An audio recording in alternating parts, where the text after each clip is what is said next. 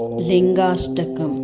ब्रह्ममुरारिसुरार्चितलिङ्गं निर्मलभाषितशोभितलिङ्गं जन्मजदुःखविनाशकलिङ्गं तत्प्रणमामि सदा शिवलिङ्गं देवमुनिप्रवरार्चितलिङ्गं कामदहनकरुणाकरलिङ्गं रावणदर्पविनाशकलिङ्गं तत्प्रणमामि सदा शिवलिङ्गं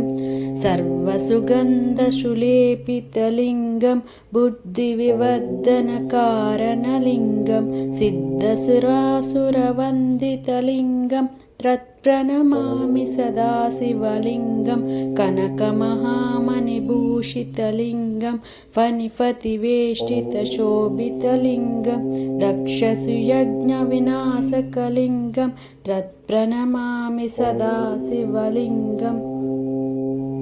कुङ्कुमचन्दनलेपितलिङ्गं पङ्कजहारसुशोभितलिङ्गं सञ्चितपापविनाशकलिङ्गं तत्प्रणमामि सदा शिवलिङ्गं देवगणार्जितसेवितलिङ्गं भावैर्भक्तिविरेवचलिङ्गं दिनकरकोटिप्रभाकरलिङ्गं तत्प्रणमामि सदा शिवलिङ्गम् अष्टदलोपरिवेष्टितलिङ्गं सर्वसमुद्भवकारणलिङ्गम् अष्टदरिद्रविनाशकलिङ्गं तत्प्रणमामि सदा शिवलिङ्गं सुरगुरुसुरवरपूजितलिङ्गं सुरवनपुष्पसदार्चितलिङ्गं परात्परं परमात्मकलिङ्गं तत्प्रणमामि सदा शिवलिङ्गं